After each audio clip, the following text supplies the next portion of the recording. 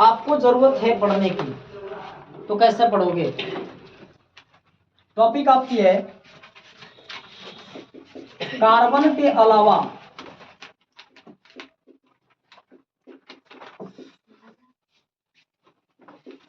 और तत्व सहसंयोजी बंध बना सकते हैं। कार्बन के अलावा और तत्व भी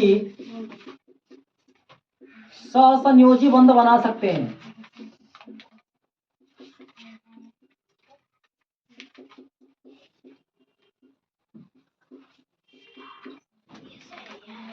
कार्बन के अलावा और तत्व भी सहसंयोजी बंध बना सकते हैं। इसका मतलब होता है मेरे प्यारे बच्चे, कार्बन भी क्या करता है? सहसंयोजी बंध बनाने का काम करता है।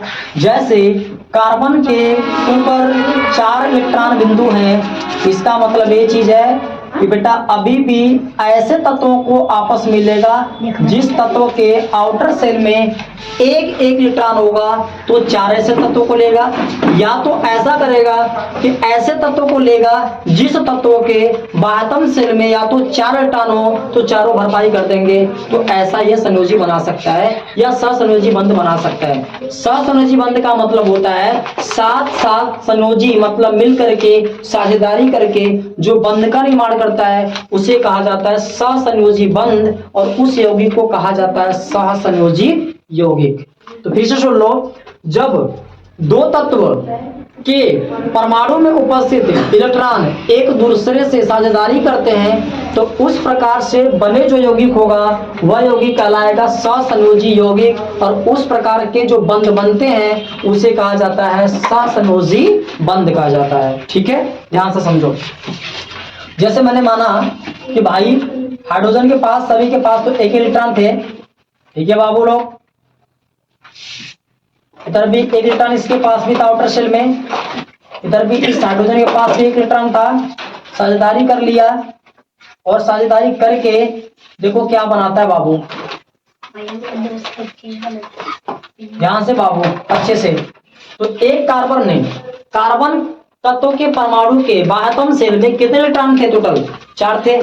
अब हाइड्रोजन तत्व के जो आउटर सेल था, मतलब बाहरी सेल था, बाहरी कक्षक था, उसमें कितने इलेक्ट्रॉन थे? सब में एक थे, और ये संयोजी किया, मतलब कि आपस में मिल करके सहसंयोजी बंध का निर्माण कर दिया। मतलब कि यहाँ पे एक बंध यानी एकल बंध का निर्माण हो रहा है, यानी हम कह सकते हैं कि यह आपका बन गया, जिसको हम कह सकते हैं कि सिग्मा बॉन्ड बन गया। जहां पे सिंगल बॉन्ड होगा वहां पे सिग्मा बंध बनेगा, जहां पे डबल होगा वहां पे आपका पाई, और जहां पे आपका बनेगा ट्रिपल बॉन्ड वहां पे एक आपका बनेगा पाई और एक बनेगा सिग्मा बॉन्ड बनेगा। तो जहां पे सिंगल बॉन्ड होगा, फिर से सुन लो, जहां सिंगल बॉन्ड होगा बच्चा, जहां सिंगल बॉन्ड होगा, ध्यान से, जहां सिंगल होगा एक सिग्मा बनेगा। ऐसे कितने सिग्मा बॉन्ड बनेंगे बाबू? 4 बनेंगे। जिसमें डबल बॉन्ड होगा तो एक पाई बनेगा, जिसमें ट्रिपल बॉन्ड होगा एक पाई और एक सिग्मा बनेगा। ध्यान से चीजों को समझिएगा।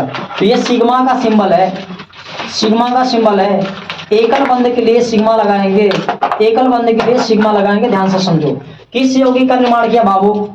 जब जिस समय C था वो एक तरह का परमाणु था, जब हाइड्रोजन था एक तरह का हाइड्रोजन परमाणु था। जैसे हाइड्रोजन अलग था तो इसको मैं बोल रहा था हाइड्रोजन परमाणु। क्या बोल रहा था बाबू? हाइड्रोजन, हाइड्रोजन परमाणु कह रहा था मैं, ठीक है।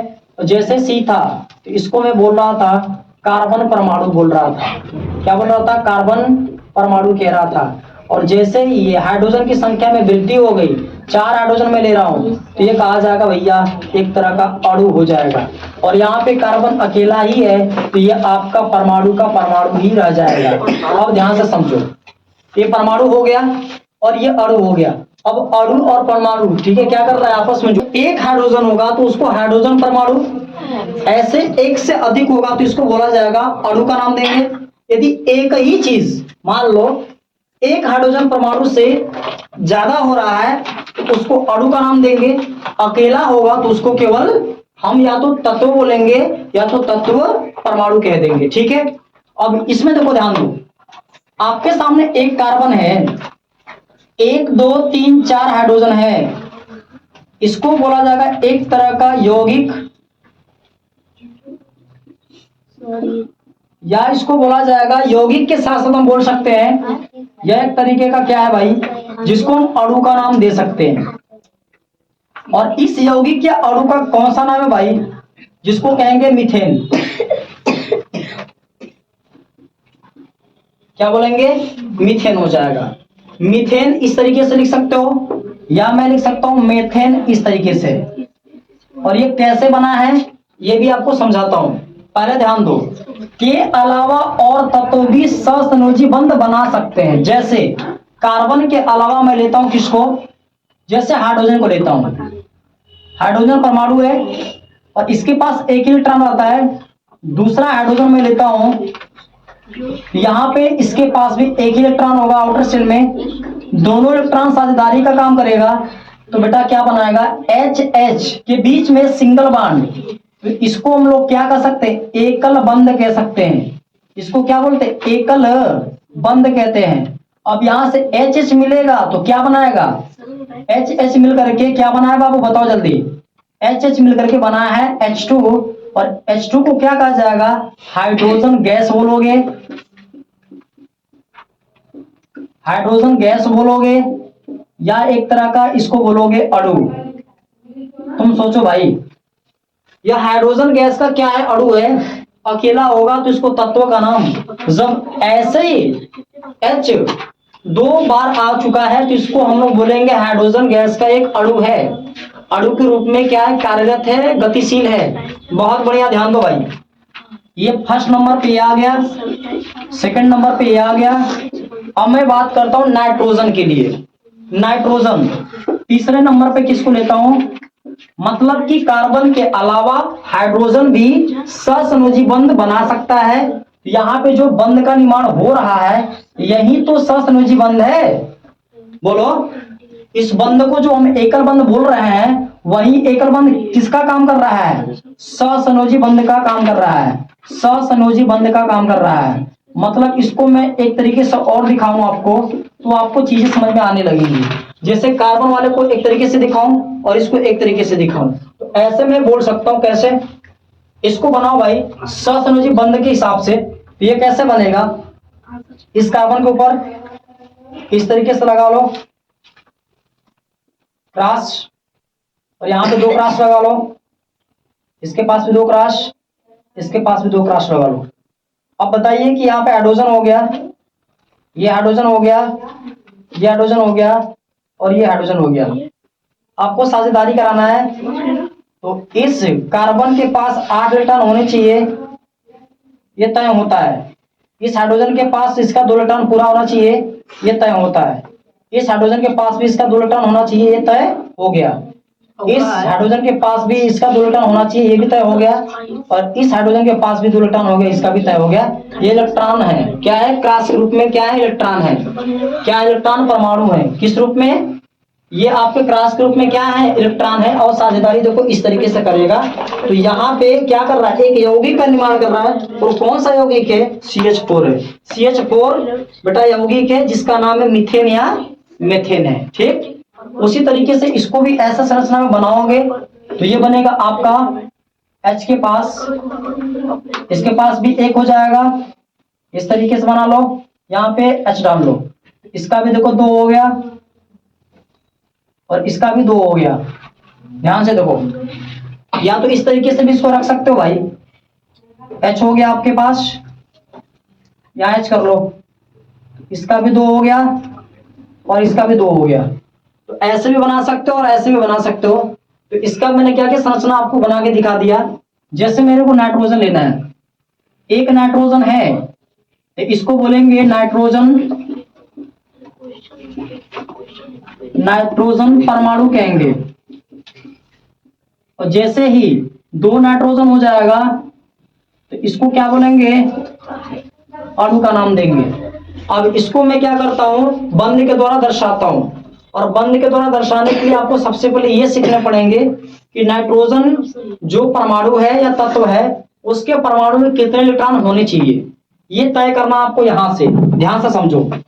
मैंने देखा इलेक्ट्रॉनिक विन्यास में 4 कक्षा थे, K, L, M और N था। जिसमें के की कैपेसिटी 2 इलेक्ट्रॉन की थी, एल की कितनी थी 8 की थी, इसकी 18 की थी, इसकी 32 की थी। ठीक है, क्लियर। कार्बन का मैंने आपको निकाल के दिखाया था और हाइड्रोजन का। हाइड्रोजन 1 नंबर पे है तो इसमें केवल 1 इलेक्ट्रॉन देगा शांति से। ठीक है, तो इस के वाले कक्षक में कितने इलेक्ट्रॉन बनेंगे, 1 ही बनेगा। दूसरे नंबर पे कौन आएगा भाई, मतलब कार्बन को ले रहा हूं, हीलियम नहीं लूंगा, नंबरिंग के हिसाब से नहीं चलूंगा। तो यहाँ कार्बन को ले रहा हूँ, कार्बन 6 नंबर पे है। तो भाई यह हाइड्रोजन हो गया, यहां से आपका कार्बन होगा। कार्बन के पास 6 इलेक्ट्रॉन है, 2 यहां देगा और 4 यहां देगा, तो 2 4 कितना होगा 6, 2 4 कितना होगा 6 होगा, और 4 और 2 बनेगा 6, और 6 क्या हो गया, इस कार्बन का इलेक्ट्रॉनिक विन्यास हो गया। हाइड्रोजन का इलेक्ट्रॉनिक विन्यास 1 होगा, और हाइड्रोजन परमाणु के बाह्यतम कोश में कितने इलेक्ट्रॉन होंगे, शेष बचेंगे 1, और इसके कार्बन के 4। तो उसी तरीके से मैं निकाल देता हूं नाइट्रोजन और ऑक्सीजन का। नाइट्रोजन भाई 7 नंबर पे होता है, तो इसमें 2 देगा, तो 5 7 से गया 2 तो बचा 5। तो भाई आउटर सर्विस का 5 बच रहा है। इसका मतलब क्या हुआ, मैंने बोला था कि किसी भी तत्व के परमाणु के बाहरी कोश में यदि 4 तक इलेक्ट्रॉन बचता है तो उसको प्लस में संयोजकता लेते हैं, यदि उससे यानी 4 से ज्यादा बचेगा तो संयोजकता किस में लेंगे, माइनस में लेते हैं। ठीक, अच्छा 5 बच रहा है, इसका मतलब हम लोग n-8 वाला फार्मूला लगाएंगे। ठीक, ध्यान दो, n की वैल्यू कितनी है 5, 5 रखेंगे, 8 को कम करेंगे तो 5 से 8 जाएगा तो माइनस का 3 हो जाएगा। मतलब अभी भी n के ऊपर 3 इलेक्ट्रॉन ऐसे दर्शाए जाएंगे। समझ रहे हो कि नहीं समझ रहे हो बाबू।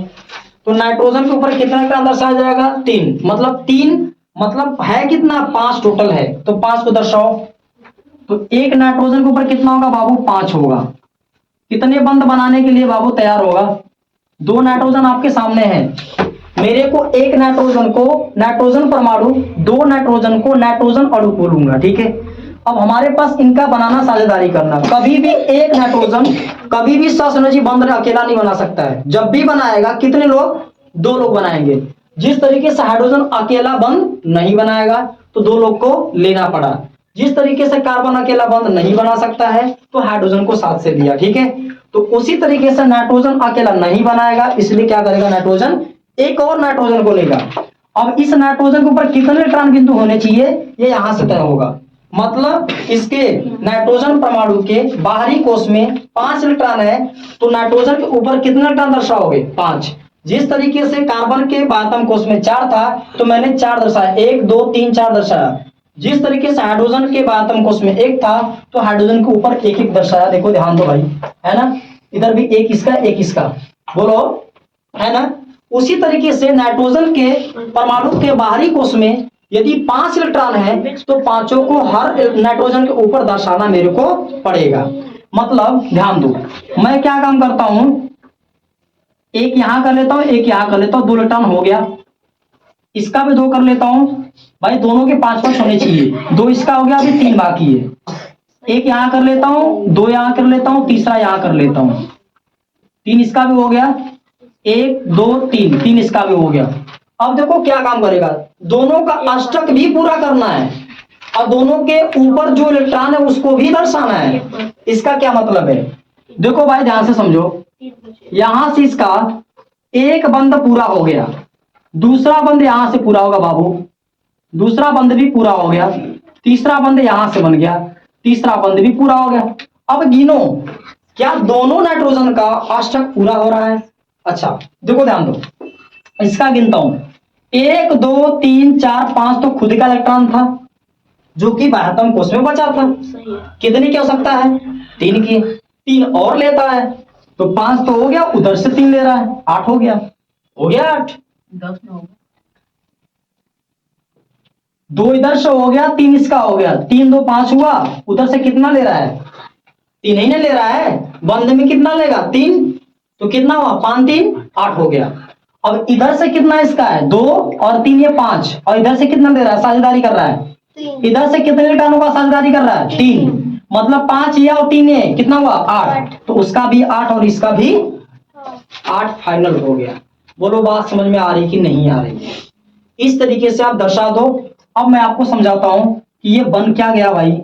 इस तरीके से आपको कभी कभी इसको सिंपल में आप बोल सकते हो N triple bond N, short name में भाई आपके दो ऊपर का एकाकी युग्म है, मतलब लोन पेयर जिसको कहते हैं, या तो जिससे भी रिएक्शन करेगा अपना दोनों इलेक्ट्रॉन जो बच रहा है वो ऐसे तत्वों को दे देगा, और ये दोनों जो इलेक्ट्रॉन जिस तत्व को दे देगा उसे हम लोग बोलेंगे, जो तत्व को देगा और जिस तत्व ने ग्रहण किया दोनों इलेक्ट्रॉनों को इसका, उस तरह से जिस कंपाउंड का निर्माण होगा उसको कहेंगे उप सहसंयोजी यौगिक, और जो बंध बनेगा उसे कहेंगे उप सहसंयोजक बंध या उप सहसंयोजी बंध।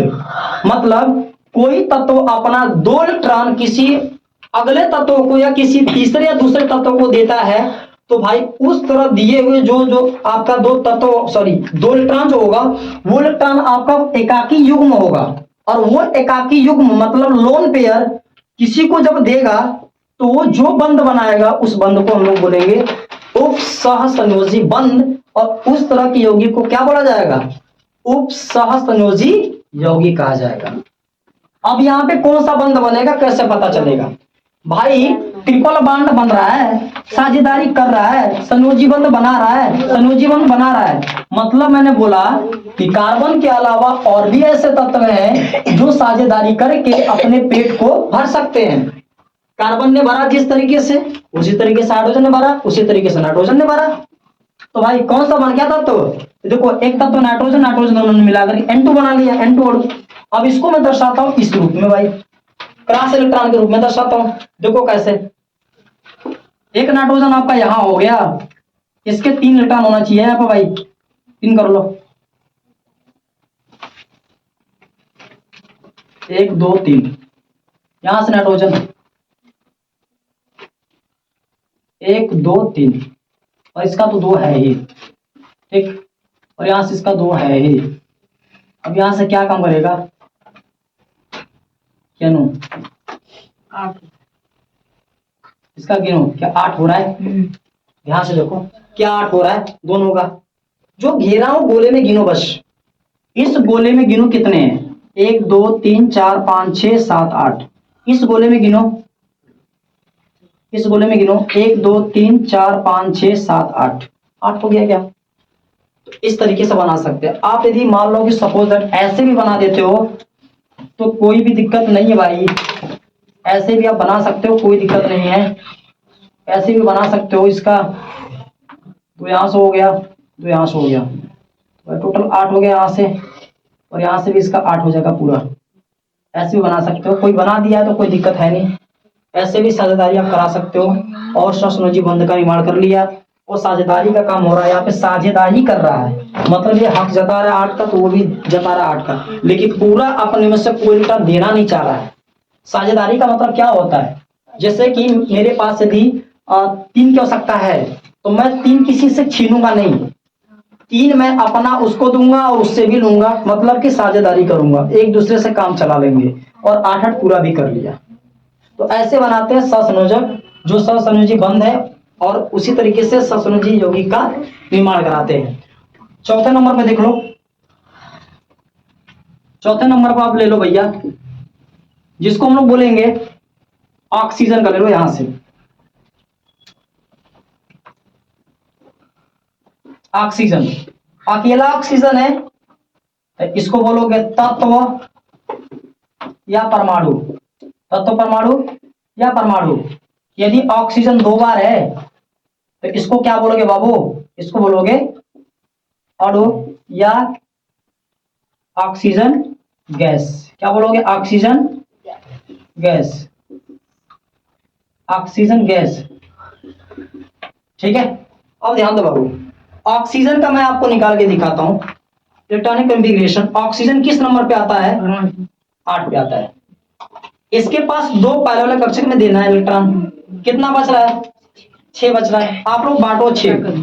अब बताओ कि आपके पास कितने ऑक्सीजन है? 2 है। 2 ऑक्सीजन को बनाइए फटाफट। एक ऑक्सीजन यहां पे हो गया, दूसरा यहां पे हो गया।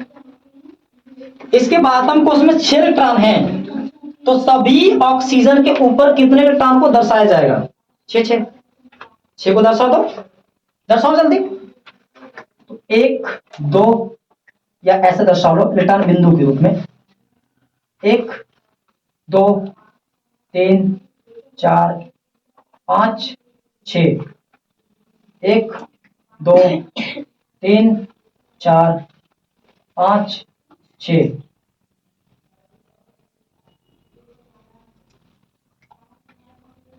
ठीक है, अब गिनो 8 क्या पूरा हो गया? अब गिनो क्या 8 पूरा हो गया? गिनो क्या 8 पूरा हो गया? देखो 1 2 3 4 5 6 तो खुद का है, 2 इधर से ले लिया, कितना हो गया? 8 हो गया। 1 2 3 4 5 6 खुद का है, 6 तो खुद का है, उधर से 2 ले लिया, कितना हुआ? 8। अब ध्यान से समझना कि इसको शॉर्ट तरीके से कैसे लिखते हैं हम लोग, ओस डबल बॉन्ड ओ लिखते हैं। बाबू ये क्या बन रहा है बताओ मेरे को पहले। जो यहाँ पे बन रहा है बंध, कैसा बंध बन रहा है? इसको कहेंगे द्विबंध बोलेंगे। कैसा बंध? द्विबंध बोलेंगे। यहाँ पे इसको बोलेंगे त्रिबंध। क्या बोलेंगे? त्रिबंध बोलेंगे। यहाँ पे कौन सा बंध बन रहा है? एकल बंध। यहाँ पे कौन सा बंध बन रहा है? टोटल जो है ये सभी एकल बंध बन रहा है। एकल बंध बन रहा है। एकल बंध मतलब सहसंयोजी कर रहा है। ठीक है बाबू, हाँ ना, एकल बंध साझेदारी करने का काम कर रहा है और यौगिक का निर्माण कर रहा है। देखो आपके सामने सारी चीज समझ में आ गई। अब थोड़ा सा इसका स्ट्रक्चर इस तरीके से दिखाता हूँ। ऑक्सीजन के ऊपर कितने होने चाहिए? टोटल 8 हमको करना है। तो भाई यहाँ से 1 2 3 4 5 6, ठीक है, और यहाँ पर भी 8 दर्शा दो। 1 2 3 4 5 6, ठीक है। 8 इसका भी कर लो बाबू, 8 इसका भी टर्न करो। 8 हुआ, और इसका भी 8 पूरा करो। देखो क्या इसका 8 इलेक्ट्रॉन पूर्ति हो गया, पूर्ण भरित हो गया क्या? तो इस तरीके से इलेक्ट्रॉनों की पूर्ण भरित किया जाता है। और करके देखो किस तरीके से परमाणु ने जब परमाणु ने रिएक्शन नहीं किया तो परमाणु ही या तत्व ही था, और जैसे ही आगे और तत्वों को लिया अणु बन गया, यौगिक बन गया। अणु यौगिक कैसे निर्माण हुआ? तो अणु और यौगिक का निर्माण होता है बेटा छोटे छोटे परमाणुओं के आपस में मिलने से। तो जब छोटे छोटे परमाणु आपस में मिल रहे हैं तो किसका निर्माण कर रहे हैं? अणु या तो यौगिक का। बोलो, अणु या तो यौगिक का। जब छोटे छोटे एक समान से परमाणु मिलेंगे तो अणु का निर्माण करेंगे।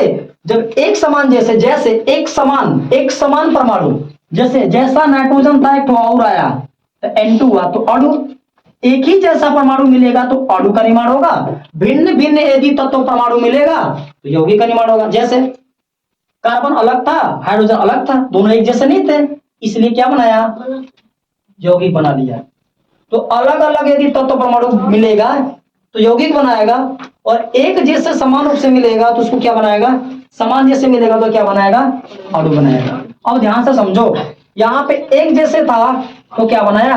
ये आपका जो O2 बन रहा है वो अणु है। और अलग अलग होगा तो क्या बनाएगा?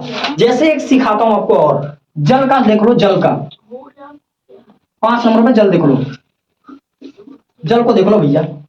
जल का फॉर्मूला क्या होता है बताओ मेरे को जल्दी, क्या होता है बाबू? H2O होता है, याद तो है? ठीक है ना? जल की संरचना की बात करता हूं मैं। किसकी संरचना की बात करने जा रहा हूं? संरचना मतलब स्ट्रक्चर, संरचना मतलब स्ट्रक्चर। तो अब इसके स्ट्रक्चर की बात करो। एक ऑक्सीजन के आसपास कितने हाइड्रोजन है?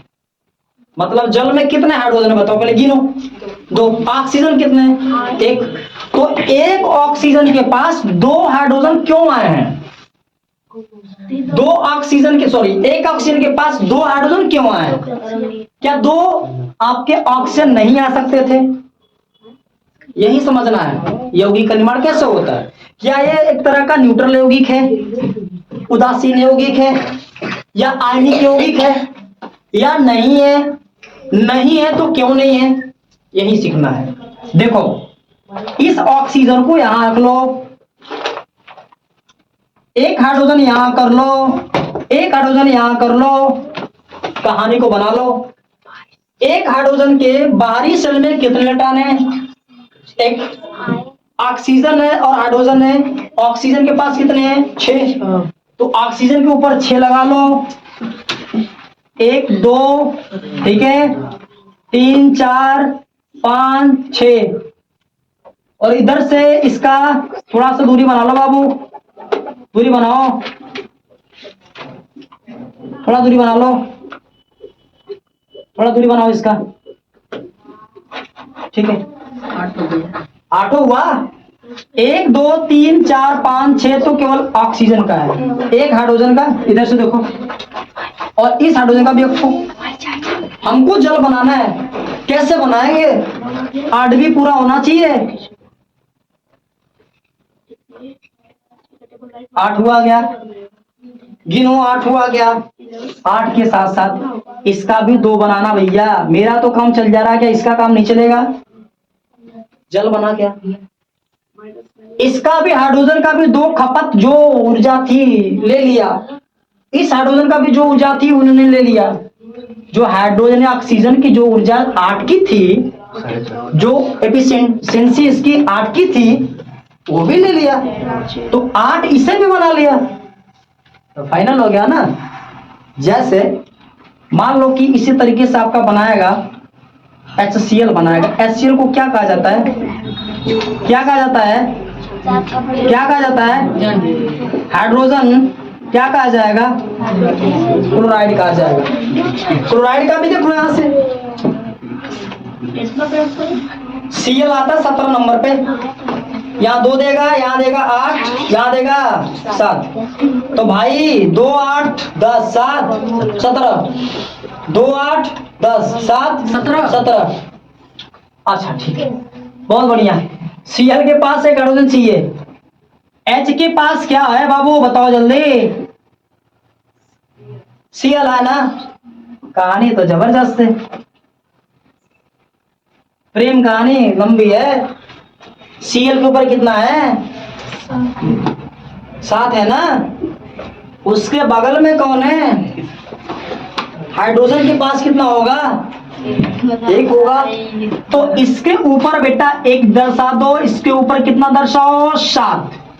बेटा 7 दर्शाओ ना, दर्शा दो ना। 1 2 3 4 5 6 7, इसका भी 7 हो गया।